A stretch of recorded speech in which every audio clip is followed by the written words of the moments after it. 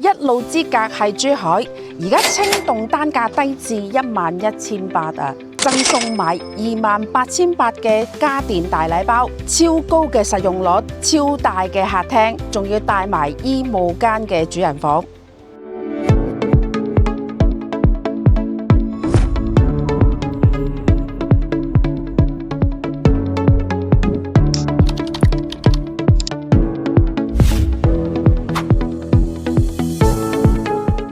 Hello， 大家好，歡迎嚟到心在灣區頻道，我係主持人 Joey。嗱，今期咧我哋嚟到珠海一路之隔嘅坦洲，過嚟睇一個樓盤，叫做御風名門嘅。相信好多香港街坊可能都有聽過呢個樓盤啦。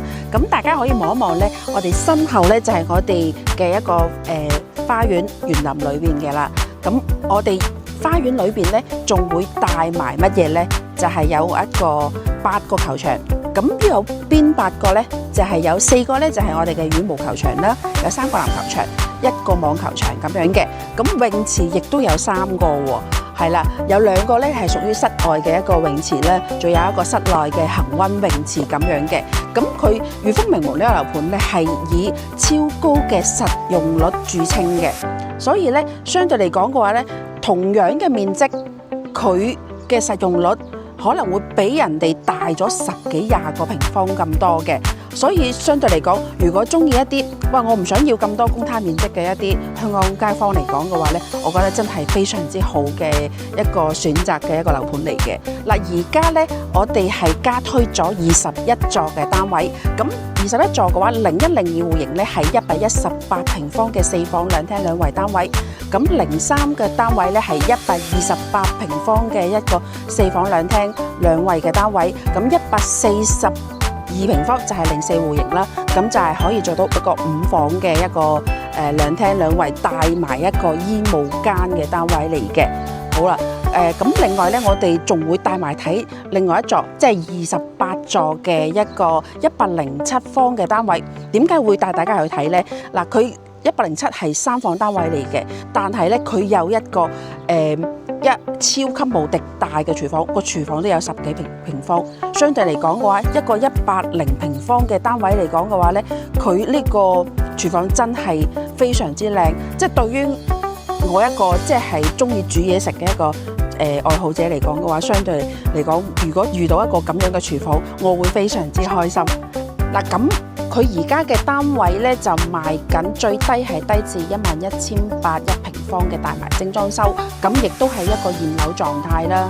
咁而家咧樓盤項目呢邊咧係有贈送到28,800嘅一個家電大禮包俾到大家嘅，咁亦都有我哋嘅一個心在灣區頻道俾到大家3萬蚊嘅現金回贈啦，同埋2萬蚊嘅裝修券俾到大家嘅。咁我哋嘅服務仲有啲乜嘢呢？就係我哋專車接你過嚟睇樓啦。跟住如果成交咗嘅話呢，我哋係有專人專車接送你去辦理簽約啦，同埋我哋嘅銀行按揭啦、銀行卡辦理啦，同埋電話卡辦理呢啲嘅。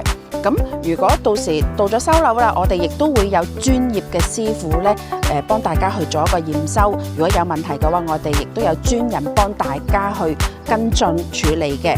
咁如果後期過嚟居住啦，需要辦理一啲水電啦，同埋居住證啊、醫保社保啊呢啲方面嘅，同埋一啲港車北上嘅一啲香港朋友咧，佢需要更換嗰個駕駛證啦，咁樣駕駛執照，咁我哋亦都可以幫你去預約去處理咁樣嘅。OK， 我哋而家即時去片上去睇一睇。嗱，我哋而家嚟到咗咧售樓中心嘅呢個區域圖板塊呢度啦，大家可以望一望我同大家介紹一下交通同埋周邊咁樣嘅。咁我哋御風名門大概喺呢個位置啦，係啦。咁我哋而家售樓部大概係喺呢邊嘅。咁 OK， 我哋先講一講去到珠海有幾近呢？呢條路直行到呢個金雞路呢個位置已經到咗珠海嘅，其實2個紅綠燈嘅位置啫，所以大概3分鐘左右嘅距離已經到咗珠海嘅。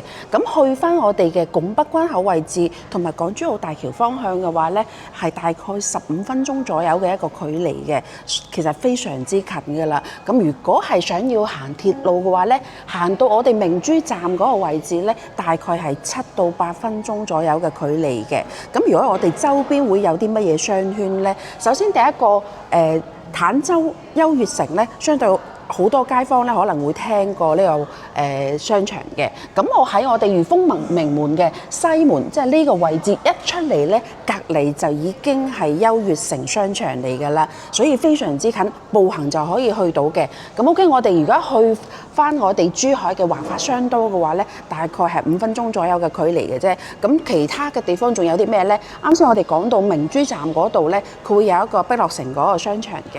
我哋海鮮佬嘅嗰個酒樓都會喺嗰個位置，咁大概係7到8分鐘啫。咁另外7到8分鐘嘅距離咧，就係亦都可以去到我哋嘅一個山姆會員店，係啦。所以咧，其實呢邊嘅商圈嘅話咧，無論係坦洲定係珠海嘅，全部都可以享受到。如果我想仲要去休閒啲去行下，即係睇下景點啊，或者有嘢食嘅地方啊，其實我哋前邊華發商都對面嘅北山大院，亦都係一個唔錯嘅選擇。所以呢邊嚟講嘅話咧，學校同埋商場、醫院同埋仲有嗰個街市，全部其實都係圍繞住我哋樓盤嘅周邊。即係步行可以解決到嘅問題，所以呢個地段嚟講嘅話咧，好多香港街坊港珠澳大橋過嚟，經過珠海第一站就到咗我哋樓盤呢度，所以呢個樓盤佢嘅優勢地方。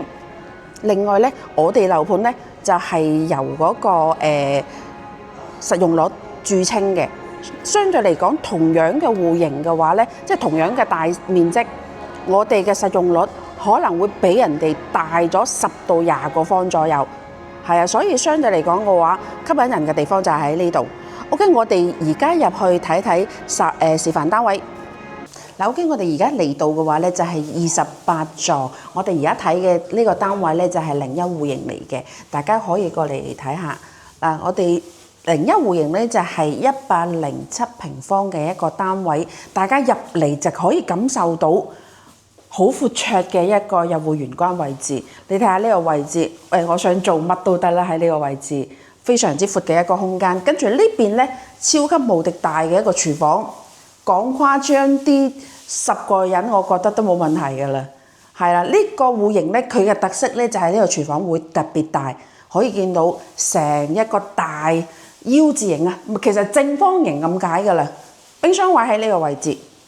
佢呢邊咧，佢就係做咗一個創意嘅示範單位，亦都可以參照翻佢嘅呢種裝修嘅方式咧，可以做翻呢啲咁樣嘅設計，我覺得都冇問題嘅。但係我覺得相對嚟講嘅話咧，呢個空間我睇咁多，除咗別墅以外嘅樓盤咧，呢個廚房一定係最大㗎啦，係啦。即係大家可以參照翻呢啲咁嘅設計方式，因為交樓標準嘅話咧，佢係好多位咧可能要自己做一做設計，就會覺得更加好用啲。咁成個呢個係餐廳位置，咁佢就做咗創意，做咗個茶室啫。但係正常情況家庭嚟講嘅話咧，一般可能呢個位咧，可能未必會用嚟做茶室。但係調轉翻，我哋再睇翻，原來佢咁樣做茶室係因為呢度咧。佢做咗一個拖拉式嘅呢個台啊，即係佢可以擺出嚟打轉翻呢邊，同埋拉長，佢都可以做到一個餐廳飯台嘅一個位置。所以佢原來呢度係咁嘅意思，所以做咗個茶室喺呢度咯。係怪唔之得啦，會咁樣嘅設計啦。但係佢呢個開間正常，如果做一個餐廳嘅情況下咧，你擺張大圓台坐10到12個人冇問題嘅，呢個位置非常之闊綽。係啦，咁呢邊咧就係一個客廳位置。客廳佢做咗一個極簡式嘅一個設計咧，就簡單擺咗一張梳化喺呢個位置啫。正常嚟講，你擺個 L 型嘅一個大梳化冇問題嘅。跟住咧，佢就撥咗呢個露台嘅位置。係啦，撥咗露台嘅位置咧，佢做咗一個榻榻米嘅方式，做咗一個日式嘅設計，就放喺呢度可以做下飲茶咁樣嘅。咁 OK， 我哋再睇翻房裏邊。房嘅話咧，總共107平方嘅話咧，佢做咗3間房嘅。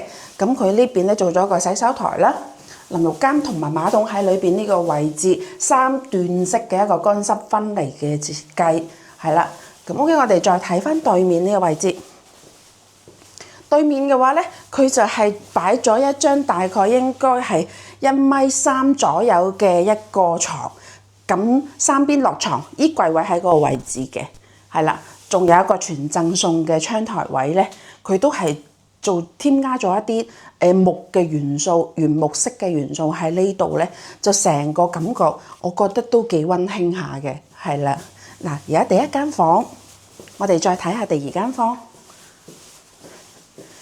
嗱，第二間房佢都係依照採用咗一啲類似日式嘅設計咧，做咗一個榻榻米嘅床嘅，咁係有成1.5米嘅床啦，跟住挨住嗰個窗嘅位置咧，跟住咧佢做咗一個步梯步級，跟住上去，咁呢個L 型嘅一個大書台啊，我覺得其實幾好用嘅咁樣，同埋咧佢衣櫃位擺喺呢度，上邊仲有儲物嘅空間。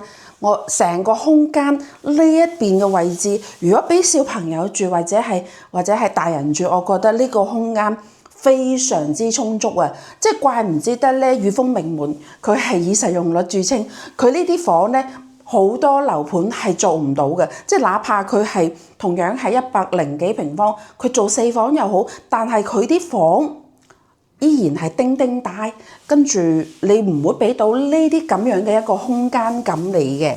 OK， 我哋最後睇翻我哋嘅主人房。主人房入嚟咧，呢度有個少少嘅玄關位，跟住入嚟就係乾濕分離嘅一個洗手間啦。到時交樓一樣都係會有配備呢啲洗手台、馬桶同埋乾濕分離嘅玻璃咁樣，同埋花灑嗰啲全部配備嘅。嗱，OK， 我哋嘅床嘅位置咧，就係1.8米嘅大床，三邊落床，衣櫃位係凹咗入去嗰個位置嘅，可以見到都係一個木色㗎啦，係啦。佢上邊做咗一個無主燈嘅設計，其實成個感覺我覺得呢個設計咧，雖然係好簡單，佢冇太多嘅一啲裝飾喺呢度，但係佢全部都利用晒呢啲原木色。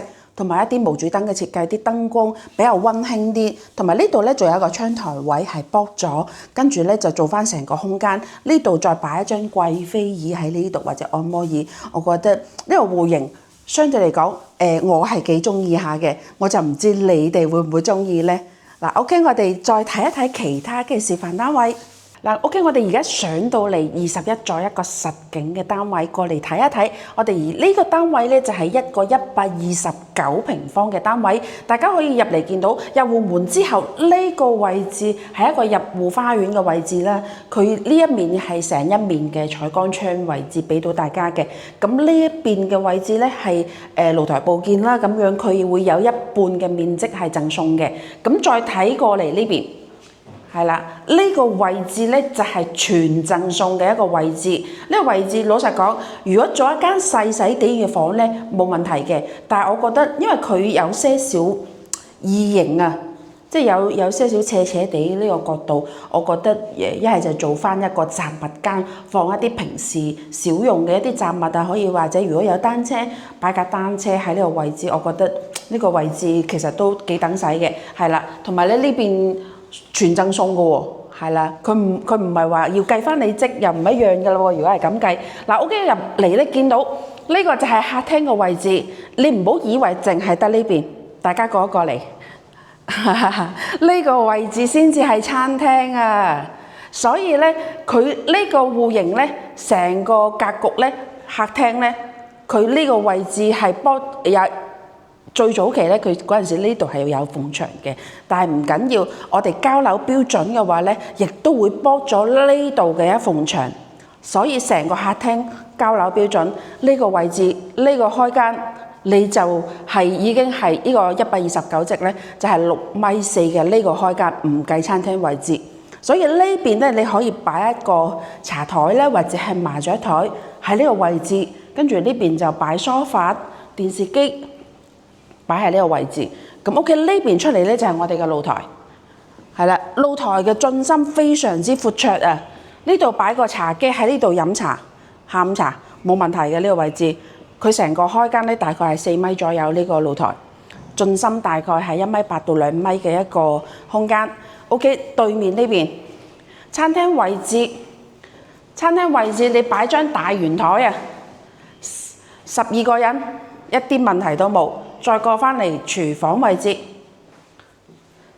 嗱，廚房咧佢就做咗一個 L 字形嘅，但係佢呢度嘅空間依然係十足，同埋呢個冰箱位置預留嘅冰箱位係你擺2台冰箱，2台嚇，一台單門嘅，一台單門嘅，一台雙門嘅，冇問題。係啦，成個空間呢邊嘅位置其實係一個露台嚟嘅，所以佢成個廚房個空間咧，亦都係好多一啲贈送到俾你嘅面積。呢邊一個大嘅採光窗喺廚房呢度，你唔需要開燈，一啲都唔會覺得暗噶啦。係啦，所以點解裕豐名門佢依然係咁多人嘅一個選擇？大家見到呢啲咁樣嘅空間，有冇一啲心喐嘅感覺呢？嗱，OK，我哋過嚟睇下第二間房。其實第二間㗎啦，啱先入戶嗰度係贈送咗一間啊嘛，咁依家就係第二間房。嗱，呢個空間，成個空間你擺張2米嘅床，一啲問題都冇嘅。咁呢度呢，其實亦都係一個點解會有個柱？其實呢度係窗台位嚟嘅，所以佢撥咗呢個位呢，跟住成一面嘅採光窗俾到你。喺呢度擺張2米嘅大床，衣櫃位係嘛，梳妝台咩床頭櫃全部擺晒，呢個空間真係非常之大啊！係啦，對面呢個位置呢，就係我哋嘅公共洗手間位置。公共洗手間你有冇想像到呢度啊？呢邊係淋浴間啊，所以我覺得呢個位置呢，其實可以利用一番，就係做一個浴缸。放喺呢個位置，呢度係淋浴間，呢啲係豪宅先至有嘅嗰種設計。佢預留到呢個位俾你，我覺得佢本身預留呢個位，我覺得應該都係可以做翻一個浴缸嘅位置。好多香港朋友呢，佢哋就會諗翻，我買呢邊嘅樓，其實大間咗，點解唔可以做一個新型嘅設計，俾翻一個浴缸位俾我呢？嗱，呢度就可以俾到啦。嗱，OK，我哋過嚟睇第3間房。第3間房咧，相對啱先第2間咧就會細翻咁啲，但係依然可以擺到1.8米嘅大床，成個空間咁十足。呢邊擺個一排嘅衣櫃，床擺喺呢個位置1.8米冇問題嘅。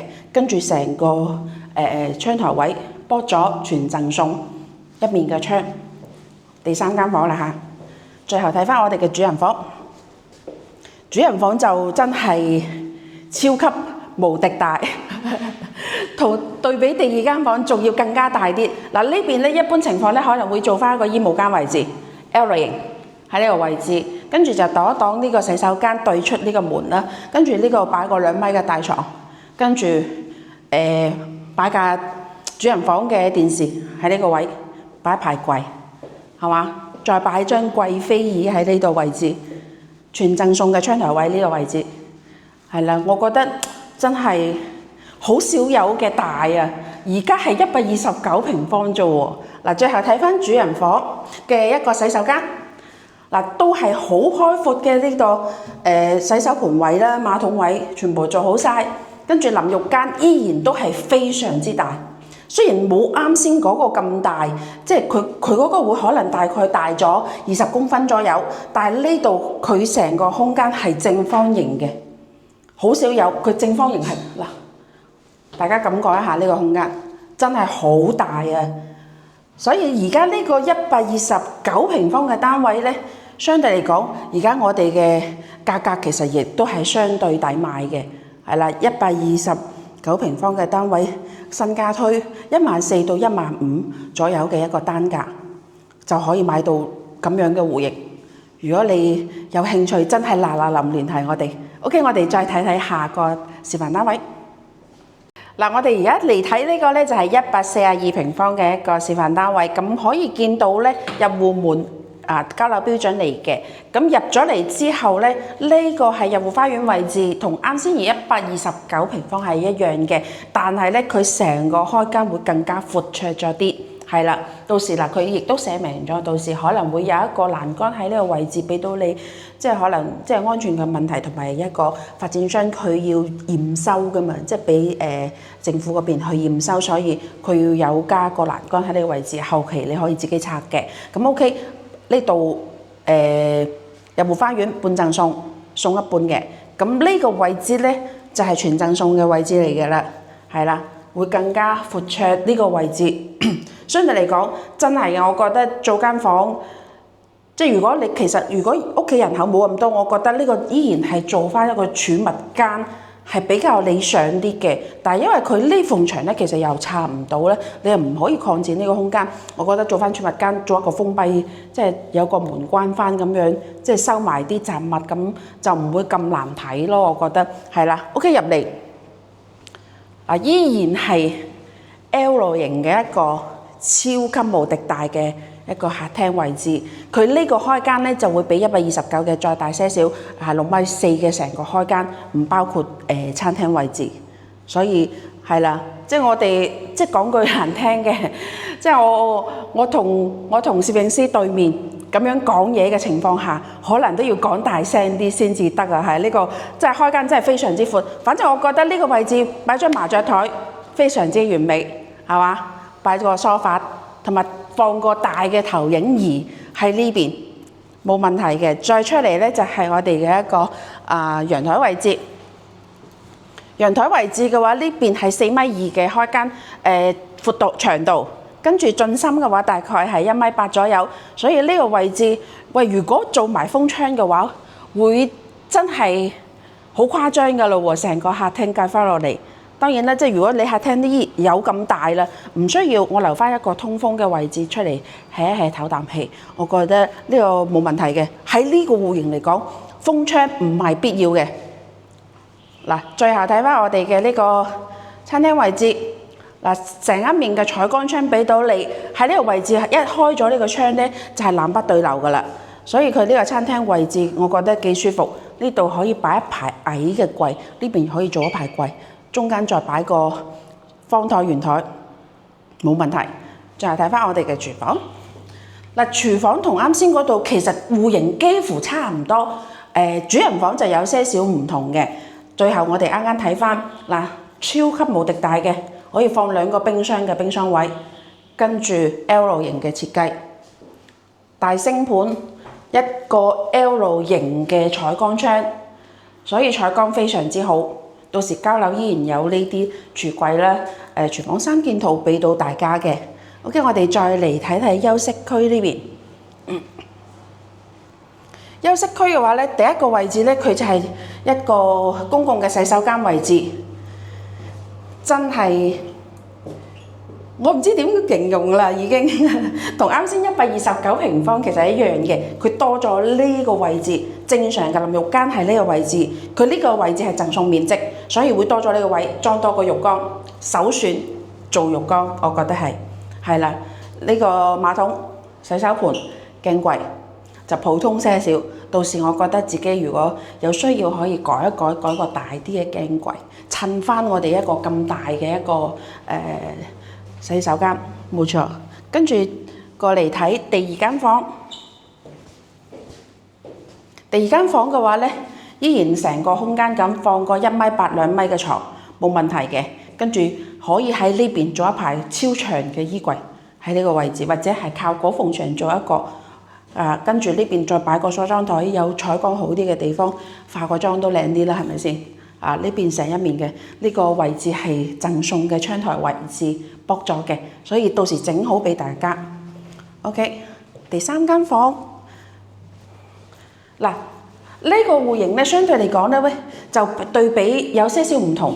就係同129平方咧，佢啱先嗰間房係比129大些少嘅，呢間房亦都係比啱先嗰個大些少。咁佢個柱位咧就冇咗啱先129嗰個柱位，所以佢比較四正啲啊，燈光四正啲。呢間房所有嘅嘢你諗到嘅全部擺得落呢間房，一啲問題都冇。係啦，漏講咗一樣嘢咧，就係咩咧？就係我哋嘅一個全屋嘅空調係美的嘅中央空調交付俾到大家嘅，所以成個空調你唔需要另外再加裝噶啦，可以大家望一望入嚟呢個位置可以見到空調位，即係呢個出風口俾到大家。嗱，而家我哋入嚟嘅咧就係主人房。主人房嘅話咧，成個開間按摩椅、大床。嗰邊放個超級無敵嘅大電視，同埋我哋嘅或者投影儀全部冇問題㗎啦。採光窗呢個位置咧，仲要係 L 型嘅，係啦。跟住呢邊嘅位置全贈送，仲有一個好特別嘅，呢個就係豪宅嘅標配衣帽間，就係我哋嘅第5間房。呢個位置完完全全係一間房嘅位置，你可以做個衣帽間，擺張化妝台喺呢個位置，跟住呢邊再做多一排衣櫃，我覺得幾好用。即係如果俾我設計，我一定係要咁樣做，一定要做個衣帽間。如果唔係，點襯得起咁大間屋啊？係咪先？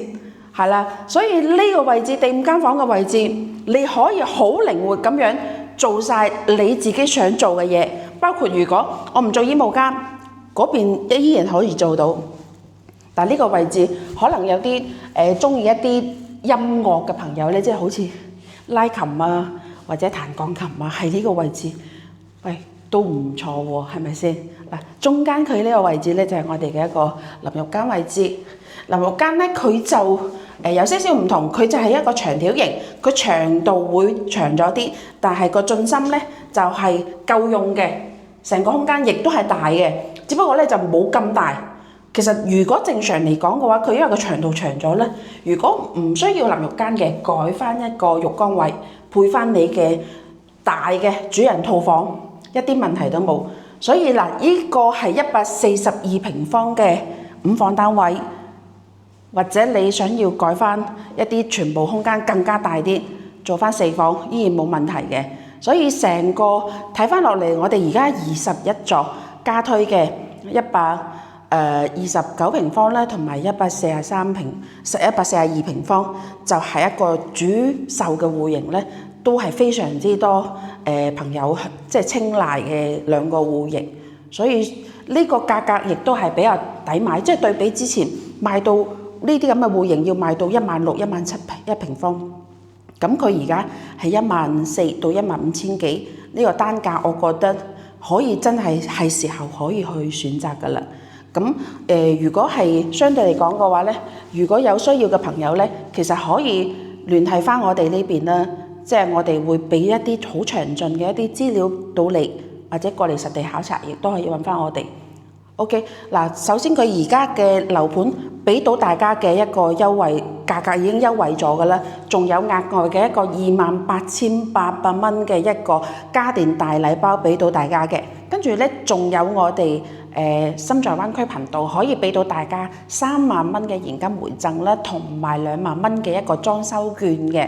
係啦，仲有我哋心在灣區頻道可以俾到大家嘅一個服務咧，就係我哋由睇樓開始有專車接送帶你過嚟睇樓，成交之後咧，我哋係會有一樣會有專車接送同你去辦理銀行按揭啦、簽合同啦，同埋銀行卡啦，同埋電話卡呢啲辦理嘅。咁後期收咗樓嘅話咧，收樓嘅時候我哋會有專業嘅師傅幫你去驗收，如果有問題，我哋有專人幫你去跟進。最後我哋如果住咗過嚟，需要辦理一啲水電啦，同埋居住證啦，同埋社保醫保啦，同埋駕駛執照呢啲，全部都可以幫你去預約，同埋帶埋你去辦理都冇問題嘅。